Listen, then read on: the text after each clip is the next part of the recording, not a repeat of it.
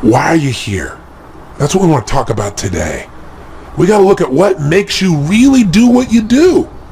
Everything on earth has a purpose, and you do too. That purpose provides an inner drive that once you tap into it can give your life immense fulfillment. It'll also give you certainty. Because right now we're in a world that's changing so rapidly that virtually every time you turn around you hear about something else that's changing. And I personally get to deal with hundreds of thousands of people per year. I see about 250 to 300,000 people a year in my live programs. And I hear so much excitement, and I also hear so much fear about the pace of change. I mean, we've all talked about changes happening so rapidly now and paradigm shifts. All that stuff has become so overused at this point that we've become numb to it. But it's true. Never in the history of the world have things changed so rapidly. So you need to find something that's eternal inside of yourself.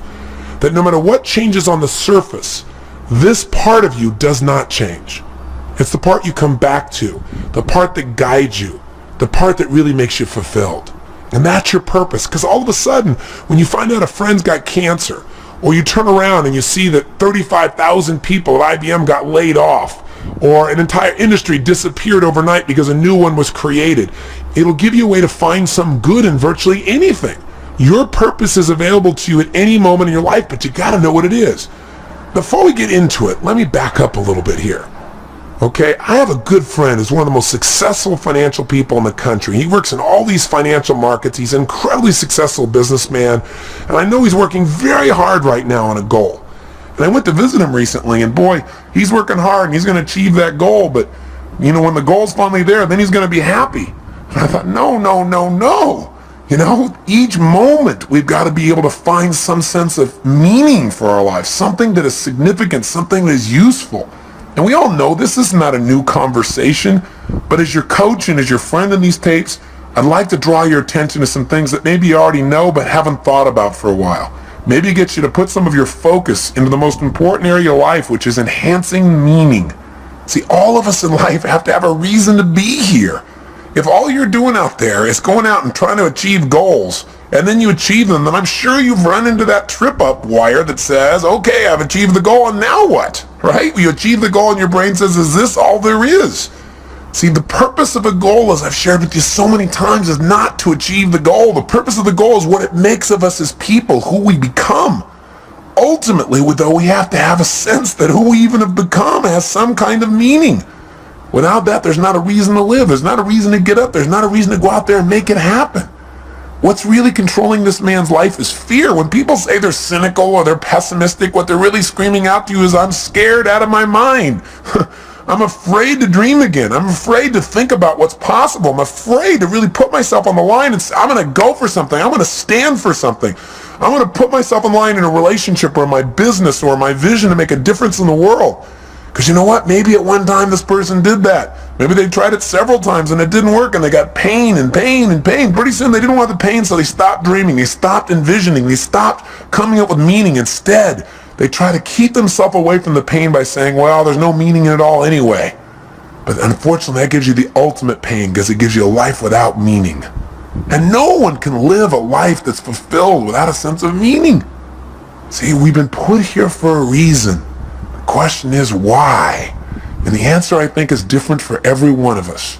It's different for me than it is for you, and yet it's the same. Every one of us has been put here. Every one of us is unique and different and special. And I believe our Creator, if I may use the word God, if I may, God has put you here for a reason. The question is, what is it? God does not create things without a purpose. Everything on earth serves a purpose. Why are you here? What are you here to do? What are you here to become, to create, and to give? These are some of the most significant questions that you can answer in your life. And even when you answer them, I'm sure that as your life expands, you'll come up with better answers as you get more experience and you get closer in touch with your own innermost being and maybe closer in touch with your Creator as well. You say, Tony, where are you going with this? I'm really going to the essence of giving your life what you deserve, which is knowing that there are no mistakes, knowing that every little thing you do has a consequence. It can be a positive consequences if you choose it. The most powerful thing that has consequence in your life, though, is the thing we talk about so often, but I gotta say it again, and that is what's really ultimately shaping our lives are our decisions. The first decision is a decision about what to focus on. Where your focus goes is going to determine how you think, how you feel, what you do, ultimately what your life turns out like, what you're able to contribute. The bottom line is we must find an empowering focus out of any situation. The second decision that shapes our life and the meaning of our lives are the decisions that we make about what something means. Meaning is ultimately something we determine. That's the exciting part about it, and that's the scary part about it. And the third decision, of course, is what are you going to do when something happens? See, so much of the fear that we see in life comes from the fact that most of us don't feel like we're in control. We're running around trying to control all the events of our lives. And every single one of us is going to experience multiple situations in our life, no matter how skillful we are, where we cannot control the event. Where it's just not something that we can control because we didn't initiate it. Anytime you're dealing with other people, this is going to happen. Anytime you're dealing with Mother Nature, this is going to happen. Most of us in life are so afraid something's going to happen that we can't control, and therefore we're going to get pain, that we try to avoid those things we can't control. We try to shape our lives, where we spend our time, who we spend our time with, what we do, by environments that we feel really comfortable in, where we feel like we're really in control in them. But what that does is it limits the shape and quality of our lives. We've got to be willing to put ourselves out there to discover what we're really capable of when we're put in environments when we don't know what to do, when we don't know what things mean, when we're not sure. It's in those environments that we grow the most. It's in those environments that we discover more of our true purpose as human beings. It's there that our character is shaped. You know, so many times we set goals or we have dreams or we have plans and we work our tail off and it doesn't come out the way we want. And a lot of people come out of those situations disillusioned or angry or resentful or frustrated. They look for someone to blame. But you know, sometimes I really truly believe that not getting your goal is part of the design. It's part of the game plan, causing you to dig inside and discover more of yourself, to really begin to use your real capacity as a human being, those traits that are within you that only expand when they're challenged, when demands are made upon them. You know, I truly believe that God is not so much interested in our convenience as he is in our character. You know, and I also believe that because something hasn't happened right away when you wanted it and designed it didn't work out, doesn't mean it's not going to happen. It's really a test of how committed are you. It's really a test designed to make you become more. God's delays are not God's denials. Unless you give up, of course. If you don't do your part, then of course whatever you've envisioned will never come to be. But we have to be willing to continue to put ourselves forth and know that events will show up that we can't control. So let me ask you a question. You go, okay, I understand all this, Tony, but how do you ever have a sense of certainty in a world that's changing all the time, where you set goals, you do all the right things, and it still doesn't always turn out right? How do you live in a world where suddenly something can happen? It could take away your whole business, or, you know, a storm could come and take away your home, or some calamity could happen to your personal family, or a disease could hit, or someone could die. How do you deal with all that? And the answer is, you have to know the one thing you can control is not events. What you control is what things mean to you. And therein comes the secret to life. Because no matter what happens in your life, the meaning of what has happened is yours. You get to determine it as long as you're conscious and you don't allow the people around you to teach you what to think. And as long as you don't just go on automatic pilot and allow your nervous system to make up connections that are false. Let me give you an example of what happens to people. Certainly by now you realize that what you do as a human being is primarily driven by your need to avoid pain and your desire for pleasure, right?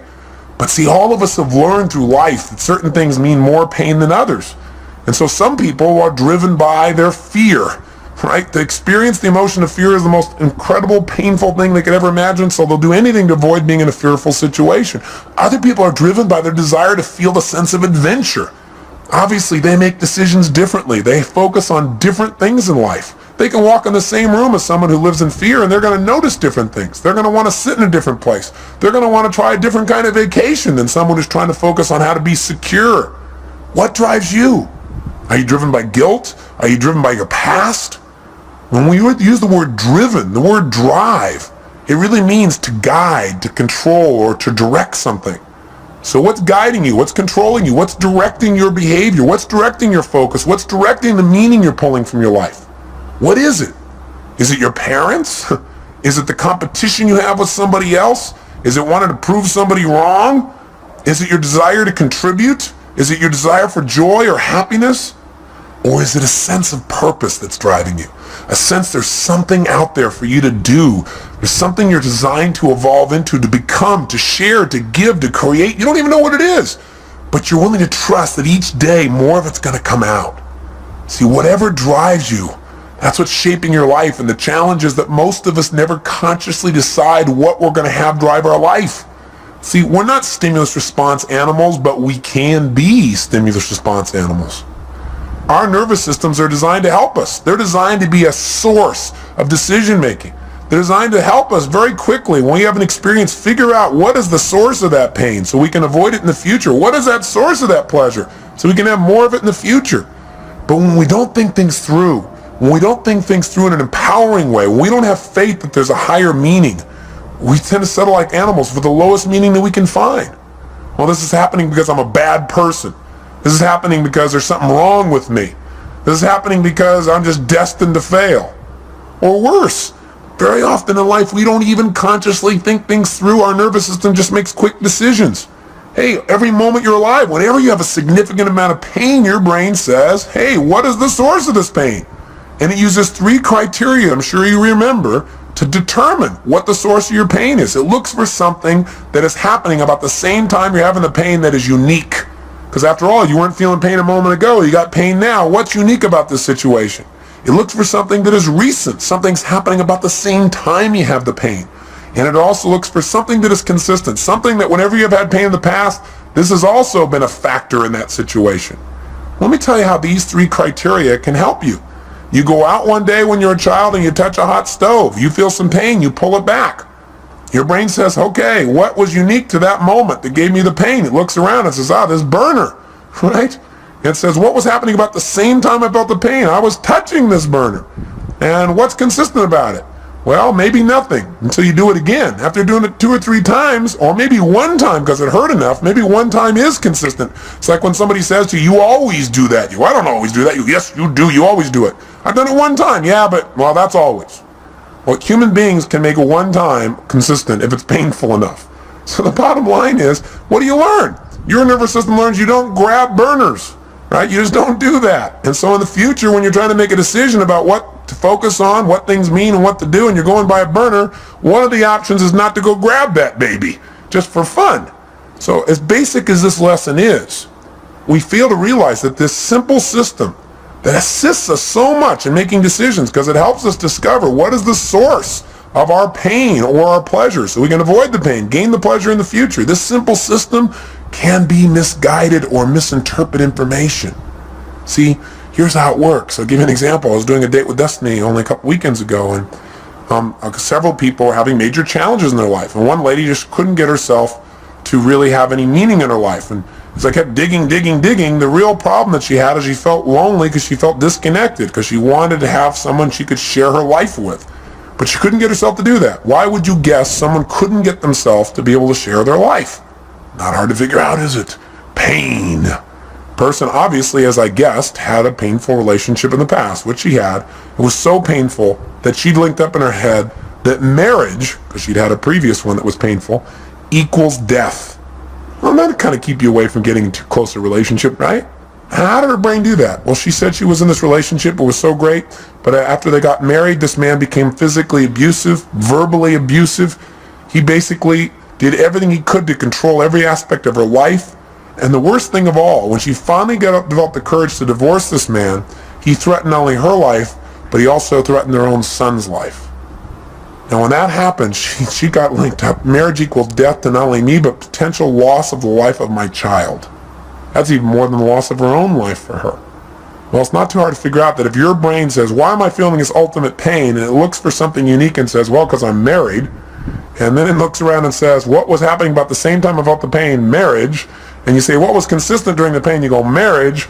Pretty soon you're going to avoid marriage, but it doesn't stop there. Her brain also linked up that the cause of her pain was something else too, men. Because after all, what was unique? I had this man around. I was married to a man, right? And then secondly, what else was going on? Well, about the same time I was feeling the pain, I was with this man. And sure enough, what was recent? This man. Right around the time I had the pain, he was there every time. So sure enough, all of a sudden she's avoiding all men. But it didn't stop there. She also linked up that the reason she felt this pain was because she trusted. So as a result, her brain linked up unconsciously, if you trust, then you will die. Now, I would say to you the opposite is true. If you don't trust, if you don't have faith, then you instantly die internally. You may not die physically, but you die emotionally. Because anything that's worth living in life requires faith. It requires trusting. It requires knowing that you can get out of the chair and walk on this floor, and when you step out on the floor, you don't stop and have to analyze, can I do this? And you don't weigh everything and think about your weight and the structure of the floor and what's underneath it. You just trust. Otherwise, you'd be immobilized. You have to trust to drive a car. You have to have faith to enter a relationship. You have faith to start a business. You have to have faith when all of a sudden somebody at this company says these 35,000 people are gone. You have to have faith that if you're one of those 35,000, that there is a better plan for you and that you will now act on that faith and take action and find that better plan, that better solution for your life. You must have that. When you lose trust, you lose meaning. When you lose meaning, you lose your life. Again, maybe not physically, but certainly emotionally. And when you lose it emotionally, the physical loss of life often is not that far behind. Medical researchers are now proving that the mind-body connection is not some psychobabble, but a physical reality. That the way we think and the way we feel about our lives affects us physically.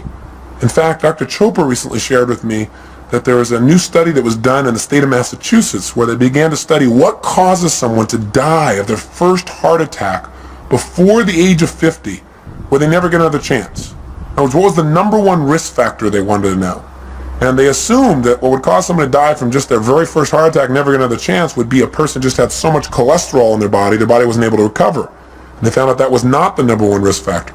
And they thought, well, maybe they had diabetes. Maybe it was more of a genetic factor. They once again disproved that theory. What the Department of Health, Education, and Welfare for the state of Massachusetts states in their article clearly is the most important risk factor to determine that you will die of your first heart attack and not get a second chance is what they call job dissatisfaction. You gotta have a deeper meaning for your life than, oh, I'm on that grindstone again, or I'm on that treadmill. No wonder most people in life turn to alcohol or drugs or television, and even then they can't find something to entertain themselves. Even then they don't sense any fulfillment, because distraction does not create a life of significance. Distraction does not create joy. Distraction will not give you what you're seeking. Drugs will not change your life for the better. Right? What they'll do is hurt you. They'll create pain. And there are all kinds of drugs. Anything that doesn't expand you as a human being or allow you to share more love and joy with others in a natural way that enhances your physiology and your mind, your emotions, and your spirit is something you probably don't need. You gotta grow. You gotta expand. You gotta contribute. You gotta know that you're here for a purpose. There are no mistakes. There is a meaning. Even if you haven't found it yet, you must discover it. And you know what? For most people, they don't discover the meaning of their life until their life is over. What a sad place to be. Or until they have a life-threatening illness. Or until somebody very close to them that they love is about to leave them. You don't have to wait for the pain to discover the meaning. So how will I know when I found the purpose of my life? You decide what it is. You discover it and you decide this is it. Maybe later on I'll refine it. I probably will. But for right now, this is why I'm playing the game of life. This is what it's about. Every day, if I'm just being this way, if I'm just doing these kinds of simple things with other people, with myself, then I know I'm on track. I know there's a reason for my existence. We all have that. Now, I know you know the story of Viktor Frankl, right? The man who wrote Man's Search for Meaning. Here's a man who's in a Nazi concentration camp with pain everywhere around him, knowing at any moment he could be gassed or maybe spared. And if he was spared, he'd have the unique privilege of going out and taking the dead bodies out of those gas chambers, putting them in the big ovens. Talk about intense. And yet somehow in the midst of that pain, he found a deeper meaning. The meaning was that even though he was in pain in the moment, that somehow, someday he would survive this and he would come to share the story so that this would never happen to other people in the future. He couldn't find a meaning in the moment. He found a meaning in the future. And for most of us, the meaning that we want for our lives is here today, and it's preparing us for an even greater meaning in the future if we'll just use all of our life's experience, the pain and the pleasure, to become more. to prepare ourselves for whatever it is that our Creator has brought us here for. To prepare ourselves so that at the moment of truth when we are needed, we will deliver. And my real belief is we're going to be delivering all along the way. It isn't something that someday you're going to do. It's something you every day are doing. You know, my former spouse, Becky, just recently lost her father. And it's been a tough time for her because in a very short period of time here, she's lost both her mom and her dad. And that's an event you cannot control. And God knows we tried. You know, 3 years ago when they told us that her father had cancer, they told us that he would die within a period of anywhere from 3 to 6 months. And we just did not allow them to tell him that. For the obvious reasons, you know what I believe from all the people we've learned from everyone from Dr. Bernie Siegel to Norman Cousins to Dr. Deepak Chopra.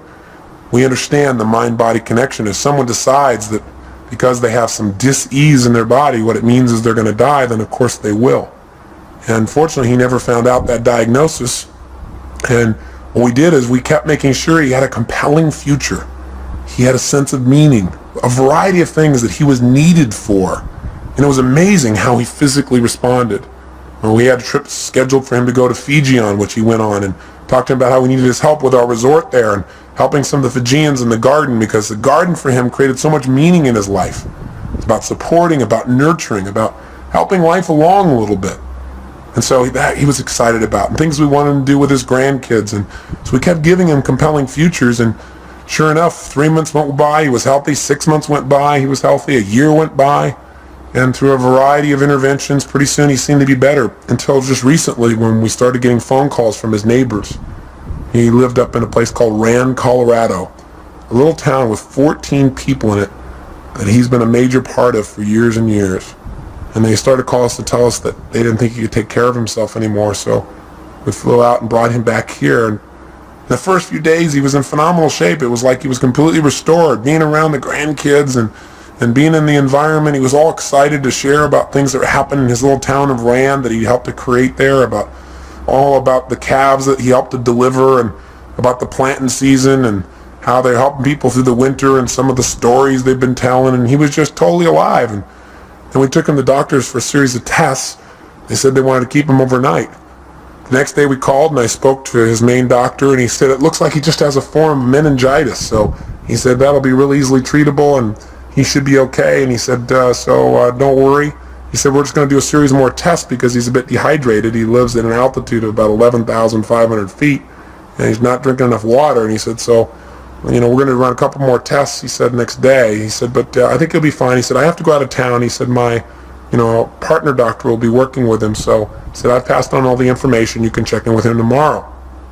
Well, the next day, Becky went to go see her dad, and I was out doing a seminar, and I got a phone call, and the phone call was that they'd done additional tests and that they'd found out that the cancer had spread throughout his spine and into his brain. And while it wasn't treatable before, when they told us 3 years ago, it's certainly not treatable now. And that they thought he would die within weeks. The worst part was, though, that they also told this to him before they told it to Becky. So he had no one there to support him through the process or to give him other options. When I found this out, I became so angry with the doctors because I focused on how he'd violated what we asked him to do, and how the other doctor should have told his partner doctor not to tell him yet, to allow us to talk to him, to prepare him for the situation. That it was so harsh, it was so unfair, and the meaning of it was that it was going to really harm him, that all of a sudden he would give up hope. And what I wanted to do was lash out. And fortunately, I didn't lash out. Instead, I started to focus on what's happening to Cecil, what can I do? So I went to go see him and talk to him, and it was unbelievable. He looked like he just aged 10 years in a day. Because what had happened is he had no future.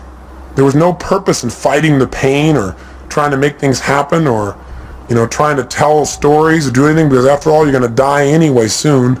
And that was kind of the way he was interpreting it. And sure enough, no matter what we said, he just didn't seem to respond. He just seemed to go into a total stupor. And for the next day and a half or so, he just sat in a corner. And he really didn't say very much or communicate very much. He just said not to bother with him, that he was fine. But he didn't open up emotionally. And I just sat down with him and I cried, and I told him how much I loved him and how much Becky loved him and how he needed to share with us what he was really feeling, because holding that back wasn't protecting us from pain. We just felt separate from him. That he could choose what this was going to mean for his life. The doctors had told us 3 years ago that he was going to die within a matter of months then. And here he was 3 years later. I said, what if you would have just sat around for 3 years in this little corner doing nothing because you thought you were going to die any day or any week? I said, that'd be pretty crazy, huh? And he started to laugh. I said, look at this. I said, you can't just sit off in this corner. Hey, you might die tomorrow. You might die in 6 weeks. You might die in 6 months. You might die in 6 years. You might die in 10 or 20 years and really screw these people's brains up. I said, it doesn't matter how long you're going to live. What's going to matter is how you're going to live while you're here. I said, you've lived an incredible life. In World War II, you were a pilot, You were a businessman. Now you're this guy who's touching this little town up in Colorado where everybody knows you and cares about you and loves you because you love them. I said, you've raised these incredible kids. I said, if you're going to go out in style. Go out because you decided to go out in an energy that you want to, where you really enjoy your life. Don't just shut down because somebody told you your life's over because you buy into it. Don't do it. And then he said, well, Tony, he said, the truth is, I'm not afraid to die. And he said, everything he said is true. He said, my life has been so rich. And he says, I feel like, I've lived my purpose now. I look around and I see my kids and I see what they're like as people and I see what I've done and I think maybe it's time for me to go now. And I said, listen, if you're deciding to do that because you really want to go, I said, then, I love you. He said, I'm going to cry and I'm not going to try and keep you here, and neither is Beck because we love you. I said, but at the same time, don't leave because somebody tells you it's time to go. He said, well, I don't know. I said, well, when it's time to go, you'll know. I said, and you can go consciously. You can decide when it's time. You don't have to wait till the pain is so intense you can't stand it. But at the same time, don't go any quicker than your meaning is done. And I think right now you're teaching your family a lot of new lessons. He said, yeah, that's probably true. And I said, so what do you want to do? How do you want to do things? I said, let's get your fanny out of here. Let's get about. And we had this great conversation, talked about all kinds of things. I won't bore you with the details, but I let him know that he never have to worry about his daughter and that she had become the kind of person he could always be proud of. And it was amazing because the next 3, 4, 5 days he came to life. All of a sudden there was a purpose in things again. All of a sudden he was alive. He'd go out by the pool and tell stories and so forth. And he went over to the polo grounds and did all kinds of just really great things. And then I went away for a seminar and I came back 2 days later and it was like he was gone. He could barely even talk. He was having a difficult time holding himself up. We had to have round-the-clock care for him. Pretty soon, he wasn't able to carry on a conversation. He would start talking gibberish and start seeing things that were invisible and point to them. And we could tell the end was coming. And as the end started to come, there was more and more pain and tears, and we felt it all. And I also, at the same time, reminded ourselves that, hey, we're making this thing that it's lost because of our short-term thinking about this man and his body and his presence, but his life will live on beyond his physical presence here. And for him, what it probably means is freedom. Finally be free of the painful body he's been in for so many years. For him, it's a chance to be with his wife, Becky's mom, a chance to be with other loved ones. There was another meaning that could give you joy at the same time you're feeling pain. And so we tried to focus on those. And then one night I got home and all of a sudden I was called by the nurse and she told me that Becky's dad had just passed away. And I had to share it with Beck, and we cried and we talked, and at the same time she felt an incredible sense of peace for him. It's amazing how instantly how we felt could change just by changing what we focused on. From our loss to his gain, to the feeling of joy for him to be free. We couldn't control the event, but we could certainly direct our own minds by thinking beyond ourselves to something deeper, to a deeper meaning in life. I got back yesterday from going with Becky up to this little town in Rand, Colorado. It's a little town I'd never been to before, but Becky had been there many times, and I got a chance to see where Cecil lived and the impact he had.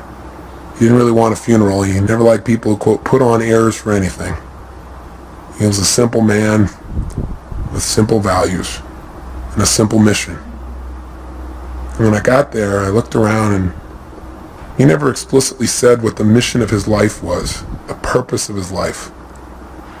But in a town of 14 people, and we went out to this gravesite to put his body into the ground, and suddenly person after person started showing up. We knew all 14 people would be there because we knew he'd touched them all. They all loved him. He was the storyteller. He was the man who took an old car years ago and painted it black and white and put a star on the side and put a dome in the inside of glasses and made it look like a police car so that people came running through this little town, which consists of about 7 or 8 buildings, that they might slow down. His house was called the Rand Yacht Club because he invited everybody up for coffee every single morning, at least 300 days a year. Figured out how he could tell them a story and cheer them up. He used to run a little restaurant there called the Liar's Lair. The reason was because he had people, he'd tell people stories, and he'd tell the wildest tales and get people to believe them. Sure enough, after about 10 or 15 years, they began to realize that some of these things were stories. And they all laughed as they told me stories about this incredible man who touched their lives. But when we got to the gravesite, not only did 14 people show up, but in this little town that's 4 hours outside of Denver, people came from all over. People came from Wyoming, people came from Denver. Pretty soon there were 100 people at a gravesite where there's not supposed to be a service to honor a man who touched their lives. So we said, we don't have a formal service because that's not what he wanted, but before we put his body in the ground, does anybody like to say anything? And they all talked about how he touched them, how their life was greater because he was such a loving soul, that his smile had touched them, that his stories had touched them, that just his manner, that he was a lover of people and animals, that because he'd been in this town, their lives would never be the same. And people who'd come through the town just for a day, just his little kindness. He was a man who said, if you can't say something nice about somebody, don't say anything at all. He never said a negative word about anybody. In fact, one man, probably the most telling tale of this man's life, he said, Cecil's the kind of guy, he said, I sat down one day with him and said, what are you doing about all those rodents that keep stealing all our animals? Are you poisoning them? Or are you shooting them? Are you trapping them? Are you killing them? What are you doing? He said, because they're taking all my stuff. And Cecil said, no, he said, I just plant twice as much. I thought, what a life. What a man. See, his life was his mission. His mission was real simple. Love people, love animals, love beings. Make the world a little bit better by just being nice. He lived a life of significance. One that had meaning. He didn't go out and change everything on earth. He didn't make $1 billion. He doesn't have people writing him up everywhere. But he changed people's lives. And he died in his sleep, out of pain, the day he decided to go. And he created in his family a greater sense of courage to look at life in a new way, and a greater sense of dedication to give even more. He added to our drive.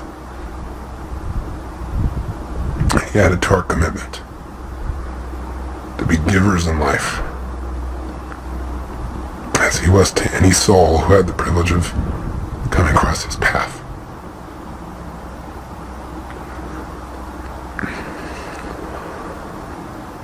I hope it also makes you think about what's most important in your life. I remember an interview with Michael Landon in Life magazine when he knew he was going to go. And he said, quote, somebody should tell us right at the start of our lives that we're dying, that we might live life to the limit, every minute of every day. Do what I say. Whatever you want to do it now. There are only so many tomorrows. If you and I are going to live our lives fully, then maybe sometimes we can take the experiences of those around us and learn from them. We can learn that in all of our lives we're either warnings or examples. Cecil's life was an incredible example. He didn't think anything in life was insignificant. Not a rodent, not a flower, not an animal, not a stranger passing through. He lived by a philosophy that they also live in Fiji. By the way, Fiji was his favorite place. One of the last things he told me was the happiest time of his life, the last few years, were the trips he took to Fiji. I think it's because he felt like there everybody understood what he understood. And life is meant to be a happy, to be a joy, to appreciate the little things as well as the big things, to appreciate one another, to be givers, to be lovers of life. I say to you that if you're driven by anything other than your love, than your spirit, than your desire to contribute, your desire to grow and expand, if you're driven by your need to please others, if you're driven by your fear, if you're driven by your past, maybe it's time to free yourself. And the way to do it is decide. Decide consciously what you want your life to be about. Decide consciously what's the purpose of your life. Something simple. Something you can live every single day.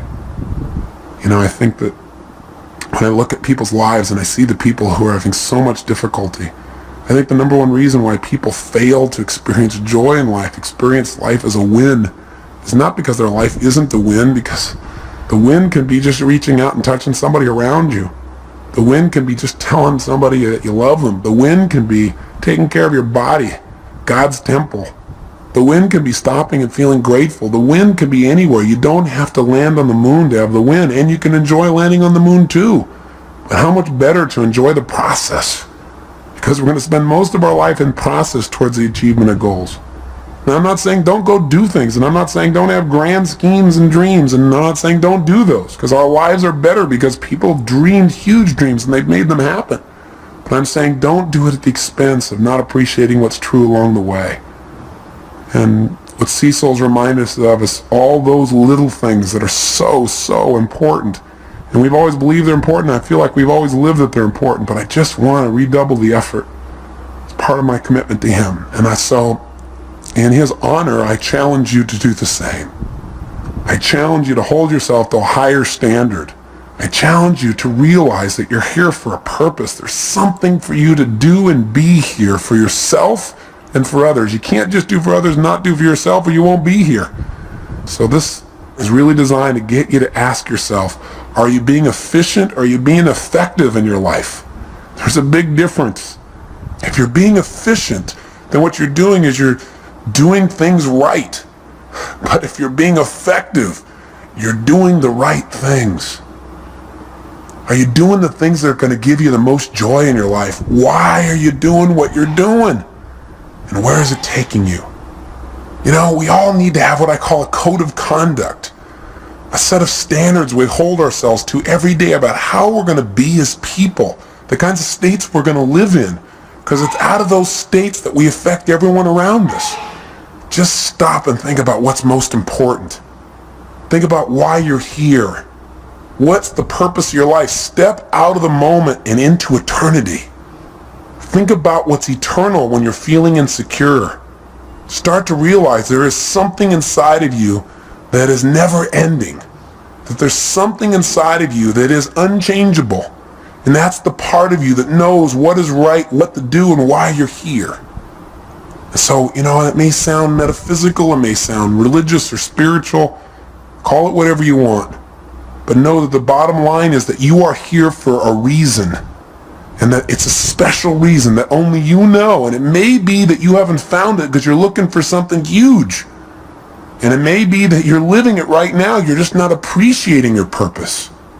Maybe what you're doing right now is your life purpose. This thing that you detest most. Or maybe what it is doing is giving you the challenge to really discover something within yourself that will allow you to give and be more. Because life is about two things, being and doing. How are you going to be as a human being? I mean, ultimately our destiny is who do we become as people and what do you do? What do you contribute? That's what it's about. That's what gives us a sense of fulfillment. A life of significance is one of growth and contribution. It's one where you decide what your life's about. Simply, what are you here for? Are you here to live, to learn, to grow, to share, to love? What are you here for? I'm asking these questions. I'm hoping you're thinking, not just listening to me. What is the special plan for you? You've got to discover the purpose of your life. There is a plan. There is something here for you that's different than anybody else in the world, and you've got to discover what it is. And the best way to discover is just trust your instinct and say, what is it? If it was simple, it was clear, and I was living every day, why am I here? Because if you never discover your purpose, how can you ever win the game of life? How can you really enjoy it thoroughly? See, I look around at people so often, they're so unhappy, and I think the reason is They don't ever win the game of life. It's a game they feel like they can't win, like they're always losing. And the reason, number one, is, I think there's 7 reasons. I'll give you 7. I've jotted some down here. I think number 1 is, I think most people never win the game of life. They never feel fulfilled. They never feel joy because they don't know the purpose of the game. If you don't know the purpose of the game, what's your chances of ever winning? Of ever getting to ring the bell and feel that sense of fulfillment or joy or passion or love or whatever it is that you truly want at the deepest level? See, if you don't know the purpose of the game, if you don't know the goal, it's pretty hard to set up your game to win, isn't it? Pretty soon you start pursuing things that don't give you fulfillment. Living somebody else's life other than your own. You gotta know, what are you doing it all for? What do you really want?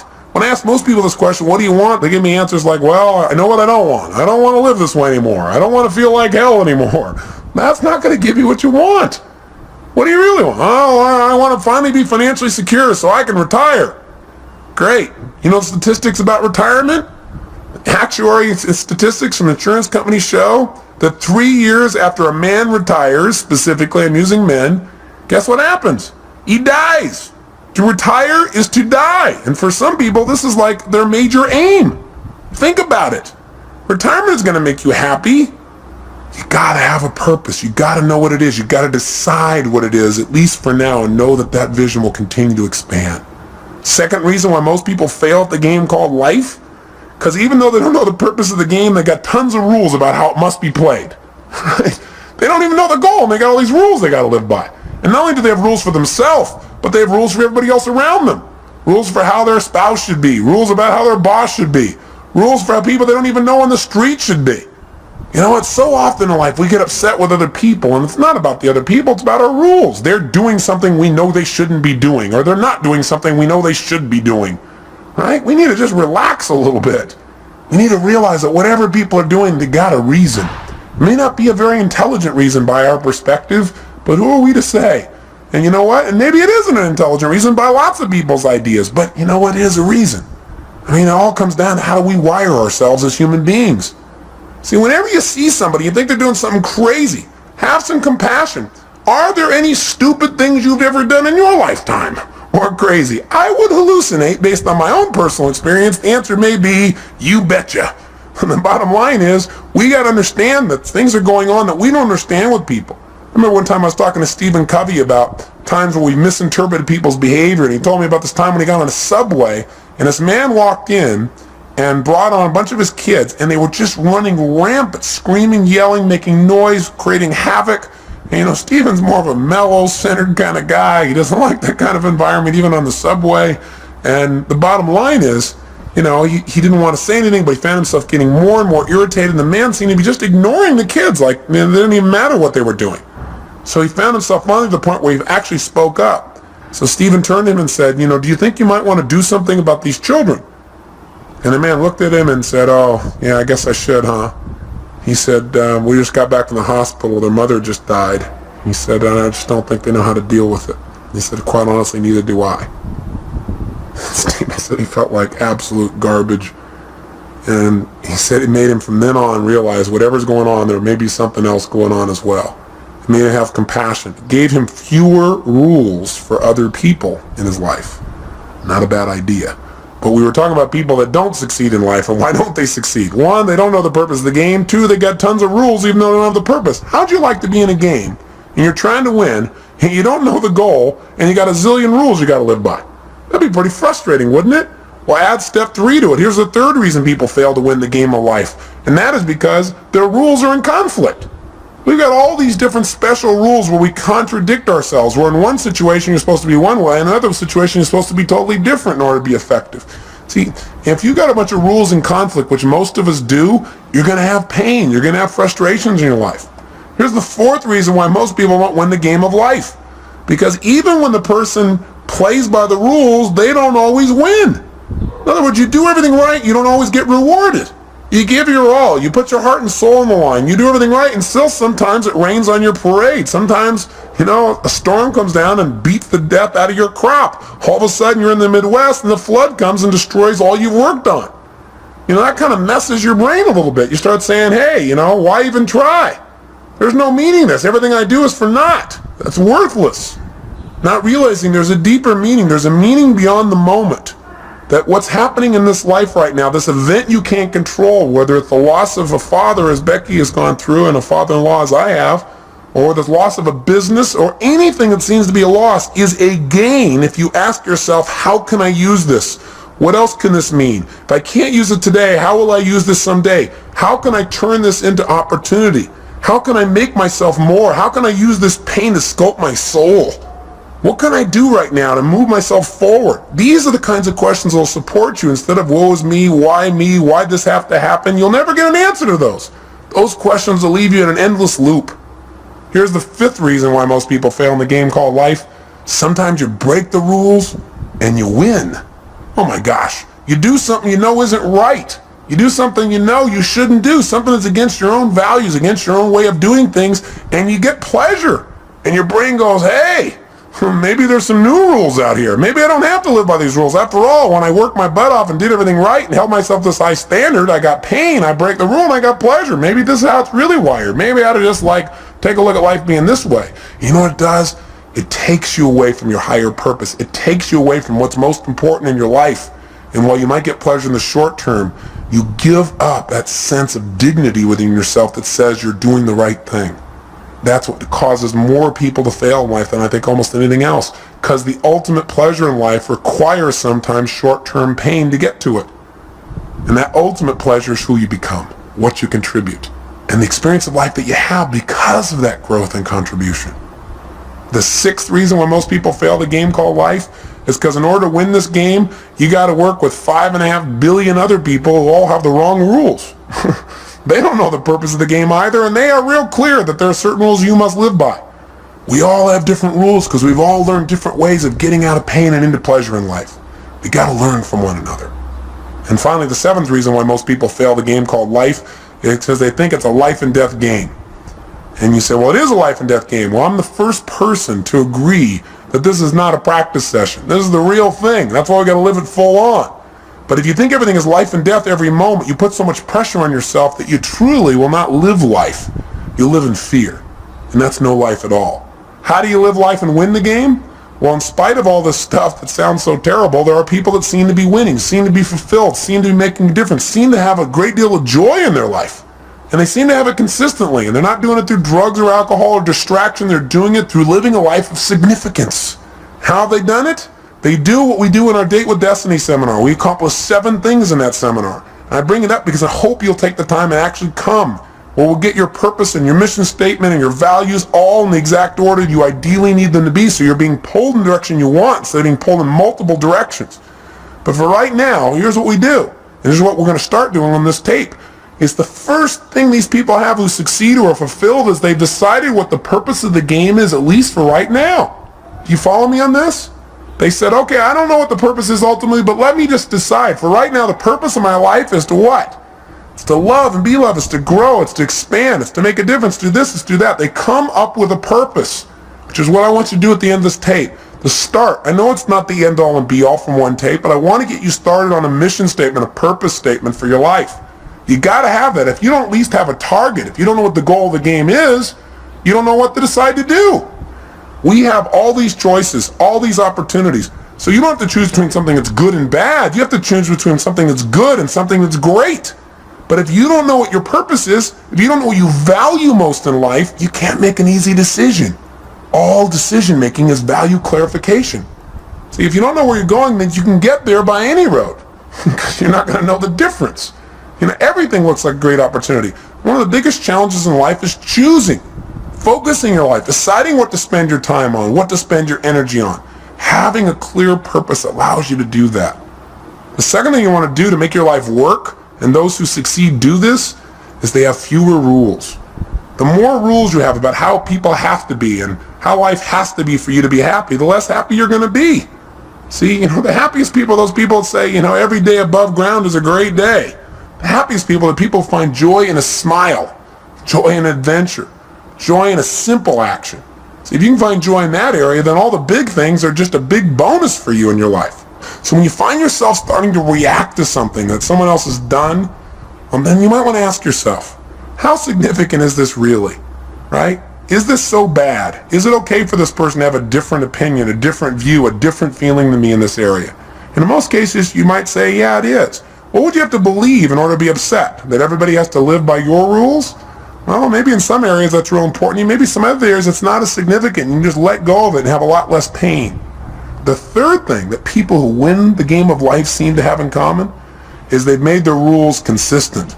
They found the conflicts in their life, and when they find them, they've been honest with themselves and say, this is a total contradiction of what I normally believe in other areas. No more. This is not how I'm going to live my life. Fourth thing these people do that make them succeed is they give themselves pleasure whenever they win, even when the world doesn't. This is really important. You got to realize that sometimes you'll do everything right and you won't get acknowledged. So what? Acknowledge yourself. You got to catch yourself doing little things right and give yourself the pleasure you deserve. After all, if somebody else tells you, hey, great job, and that makes you feel good, it's not them saying great job that makes you feel good. It's when they say great job, you stop and say, that means I get to feel good, and you send a little neurotransmitter that allows yourself to feel the pleasure feeling in your body. Why not just give it to yourself so that you keep yourself on track, so you're always reinforcing good behaviors, excellent behaviors, commitments to your highest values. Fifth thing these people have in common is when they screw up, when they don't do things right, when they violate their own values, when they violate their own sense of purpose in life, they give themselves a short burst of pain. They say, hey, this is not who I am. I stand for more. They don't wait for the world to have to give them pain. That's why they're on track. The sixth thing that these people that win have in common is that they know that everybody in life has different rules, and so when they get in a relationship with people, they know they've got to have other people in their life to help succeed in a particular area. They try to find out their rules. Because if you know what's most important to people, if you know what their rules for life are, what their musts are in life, it's a lot easier. And lastly, people who succeed in life, they've learned that life has a purpose, but they also at the same time don't take life too seriously. They don't take themselves too seriously. What's that old funny metaphor? Why do angels fly? Because they take themselves lightly, right? The bottom line is we've got to look at life in a different way. Now, with all this conversation we've had here about purpose, what are you and I going to do right now so that you have a greater sense of meaning? Well, one is I don't need you to just go out and create this grandiose purpose and write pages and pages and pages. I think that the simplest things can be the most powerful things. So if you can now, close your eyes and think about what you want to be when you were going to grow up. Go back to a time when you're 5, 6, 7, 8, 9, 10 years old. What'd you want to be back then? What'd you want to do? Who were your role models? And why did you want to be that?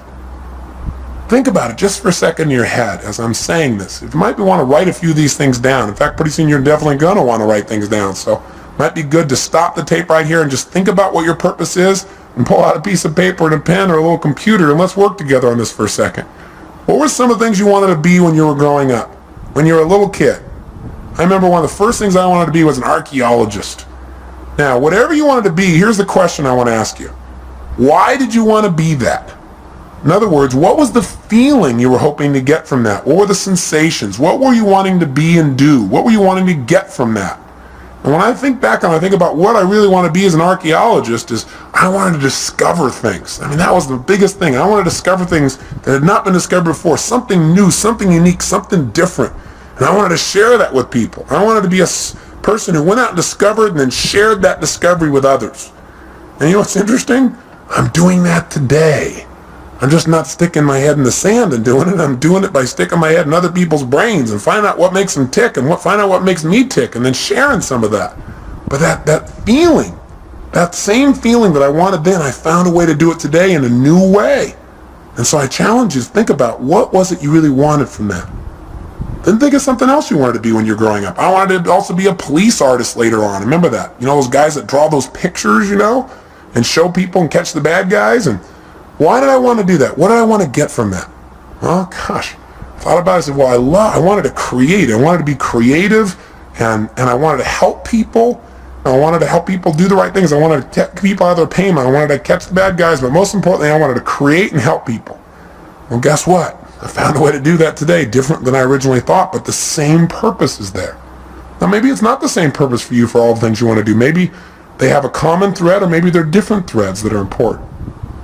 What else did you want to be when you're growing up, and why did you want it? What feelings did you hope it would give you? What did you hope would come from it? Think for a second. I'll give you another one of mine while you're thinking, try and trigger you. What else I want to do? Well, I wanted to definitely be a rock star. I wanted to be able to entertain people, to change their emotional states, to use my voice and my face and my body to give people more passion in their lives. And now I've found another way to do that. Plus, I get to work with some of these people. The other day, I got a chance to go to the Aerosmith concert. I kind of grew up listening to those guys. And I found out that Steven Tyler and some of these guys are fans of mine as well. Went backstage and I met Tim Collins, who's their manager, and he told me a phenomenal story. He said that years ago in the early 80s, when Aerosmith was in really bad shape, the guys were hooked on heroin and they were losing everything financially, and the group had broken up, that he decided he was going to turn it around. And he read 2 books, Think and Grow Rich, and a little book called Unlimited Power. And he said that what he learned there gave him the inspiration and some of the tools and strategies to get himself off heroin and coke. And then he did a group intervention and helped the other guys do the same. And these guys are now on a mission. They're totally clean. They're Evian water drinking guys that are out there sharing their rock and roll and their message, and they're doing it healthfully. I got a chance to meet Steven Tyler, who's just an incredible guy. I mean, these guys have been touring for 23 years, giving their all passionately every day. I feel like they're brothers, and it was really interesting because he said, I watch you on TV all the time. I feel like we're walking the same path, And he said, I listen to your tapes. He said, we really have the same mission. He said, do you think you'd get together with us and do a gig for us? I said, what do you mean? He said, well, the guys on the weekend. Could you maybe do your gig for us so we could all participate on the weekend? As they're laughing, I pinched myself. I said, oh, cool. Now I get to do a gig for Aerosmith. I'm not out there rock and rolling, but sort of I am. I'm working with the rock and rollers. So it's fun. So my point is, maybe you're not doing what you originally envisioned, but maybe you'll find a way to do it even better if you have some faith. Maybe if you keep developing yourself and you know at least the emotion you want, the contribution you want to create, you'll find a better way. Most importantly, before you can find a way, you got to know the essence of what it is you really want. What is that purpose? That's what I'm really asking you about. Now, with your eyes closed again, think about a situation in your life when you felt like you're really on a roll. You know the kind of situation I'm talking about, where you just felt incredibly good. You had great feelings, where things were just flowing and things were effortless. When you thought to yourself, wow, I love this. This is what life's about. I love this. This is it. This is it. This is what life is really about. Can you remember a time like that in your life at any age, young or old, where you really felt like you're in that flow? You thought, this is it. This is what life's about. Think of a situation like that right now. Remember that time. Step back into your mind, back into your body like you were then. And look through your own eyes as you were then when you felt like this is what life's about, and see what you saw. Hear what you heard. What were you doing? What were you feeling? What were the states you were in? What were you experiencing? Yeah, think about it. And tell me, what is it? And was there anything in common with this, with some of the other things you wanted to have in your life, the feelings you wanted to have? Maybe you wanted to grow or create or contribute or discover or expand or challenge. What is it? Love. What were the feelings and what were you doing? And then when you get a sense of what that was, then think about this. Think of another situation in your life. Think of a second one when you felt like you were on a roll. At some other point in your life, when things were flowing, when you felt this is it, this is what life's about. I love this. Think of another time like that and step into that situation as well. Step into it right now. As you step in that situation, look around, see what you saw then, hear what you heard then, feel what you were feeling then. What was happening in that moment? Not just what you were doing. Notice what you were doing. Were you creating or writing or speaking or communicating or manufacturing something or studying or learning? And what were you doing? But also, how were you feeling? What were the states you're in? And what were you doing for others if they were involved? Were other people involved? What was the process? How were you being and what were you doing? Feel it in your body. Is there anything that is similar between this and the last experience? Or anything about this that's similar between this and the feelings that you wanted from those things you wanted to be when you were going to grow up? That's it. Notice it and capture not only the idea of this, but the feeling as well. Now, one more time, think of something else. Another time at any age when you felt like you were on a major roll. Things were really flowing, where you felt incredible. When you felt like, I love this. This is what life's really about. This is it. Think of another situation like that right now. And as you step into that situation right now, notice, what were you doing? What were you creating? What were you sharing? What were you feeling? Feeling these feelings. Think about the purpose of your life. If you were going to say it in a simple phrase, not even paragraphs and paragraphs, simple phrase or a sentence or two, and you're going to write down, the purpose of my life is to what? If you're going to do it, and you're going to have a couple simple criteria. One is it's got to be stated positive. Not the personal life is to stop all the horrible things in the world. No, something positive. Something stated in the positive. And if it was going to be something brief, and if it was going to be something emotionally charged in terms of its words for you, and it has to have how you're going to be as a person and what are you going to do, and it's got to include not just other people, like I'm going to change other people's lives, or I'm going to make the world better for other people. You got to be in your own mission statement. You got to be your own purpose statement. You got to be in there too, and other people. Don't just have it, the purpose of my life is for me to be happy, because we're all connected. So if it's you and others, being and doing, brief and short, what is the purpose of your life? What is it? Right now, what comes out of your head? Not the right answer, not the perfect answer, just the answer. The purpose of your life is to be and do what for yourself and others? Just say it out loud. Just say it. Don't even write it down at first. If you got pen and paper, then write it down. Purpose of my life is to what? Say it again. Try something. Keep changing it. And if you write it down each time, it'll give you better. So I prefer if you wrote it down. But just come up with something. The purpose of my life, for me, Tony Robbins, is to serve God and my fellow man by being a powerful, loving, passionate, outrageous, courageous, strong, playful, crazy example of the unlimited possibilities that God gives when you commit your life to service, when you're really focused on contribution. That's what my life's about. I know what I feel. I can change the words slightly here and there, but I know the essence of my life. And you've got to know what that is for you. That is what will help you to make the decisions. That'll give you the motivation to get up early and stay up late. That'll make you connect with people in a way you've never connected before, but you got to know what it is. And it's got to be more than just you. You and others got to be brief. It's got to be emotional. It's got to be intense. So go do it right now. Turn off the tape and just start writing like crazy. What is the purpose of your life? And when you write something, write another thing. Cross it out and write another one. And keep writing it better and better until you got something you like, then to turn the tape back on. Go for it. Do it now. The purpose of your life is to what? You did turn this tape off, didn't you? You're not just sitting there thinking, come on, if you write it out, it'll be better with more precision. Turn it off. And if you're on your way back, then just ignore the last sentence. Welcome back. Now, do you got something you really like? I hope so. Now, I know it's not the end all and be all, and it better not be perfect, or I'm going to come through this tape and grab you. Your job is not to be perfect. It's to be excellent. Perfection can never really be achieved anyway. If you're truly a perfectionist, then it's never perfect. But it's getting better all the time. So what is the purpose of your life? And how does it feel when you think about this is the purpose of my life? Now let me give you one other criteria. Did you write it so you can only achieve it once you die? If so, change it. Because we don't want you to have to die to achieve your purpose, which is what some people have. It should be something you can experience every day. Whatever you do. Whether you're just sitting at the lunch counter, you're walking through a grocery store, you're going and conducting your business, I don't care what it is. It should be something you can feel. And you got to find what that is for you. And how to language that, at least for now, so you know the goal of the game. With that, your life takes on a whole nother dimension. So as you go out over the next month, try something. Take this purpose statement and keep it in front of you. Put it in the system you use for managing your time and keeping your to-do list. Put it up on the wall nearby. And as you look at it each day, don't just write it and forget about it. Think about it each day. How can I live my purpose more? And when you go to make a decision about doing something, and you're not sure why you're doing it, you can always go back to your purpose. You can do it going into a meeting. You know why you're going to the meeting? I'm going to the meeting. I'm going to be powerful, loving, passionate, outrageous, playful. I'm going to inspire people to see what's possible if we really serve all the people around us. That's not hard to figure out. You have a guiding principle. No matter what happens, principles don't change.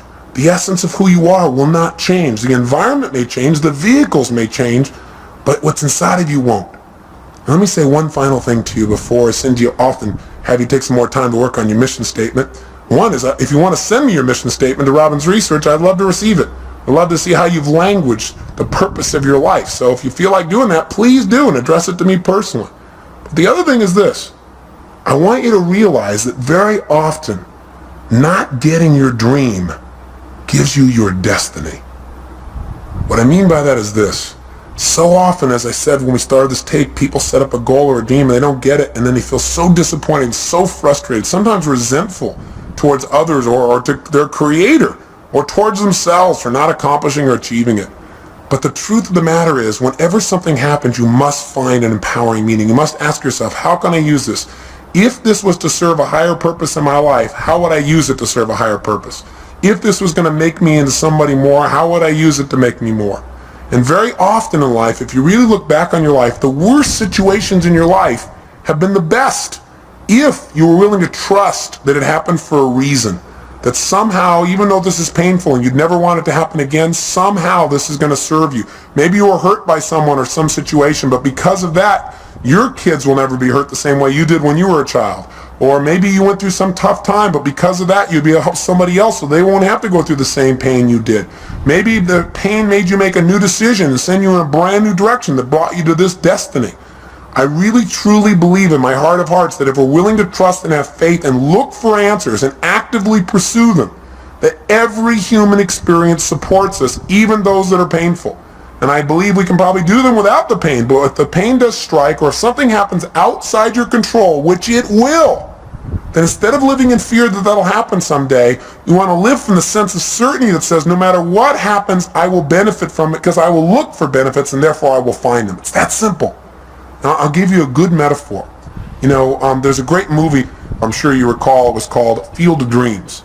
In it they said, if you build it, they will come.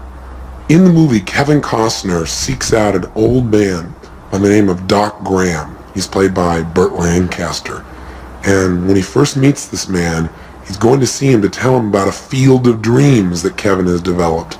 A place where these old men could come back and play again, to be young again, to live their dream. And when he meets Doc Graham, he starts to talk to him and he says, I understand that you only were able to play one inning in your life. Because Doc Graham said, well, yeah, my whole life's dream was always to play baseball, to be a professional. He said, every single day I gave my all. I lived this passion. He said, I took ground balls and batting practice and I pushed myself. And he said, finally I made it. I made it to the big leagues.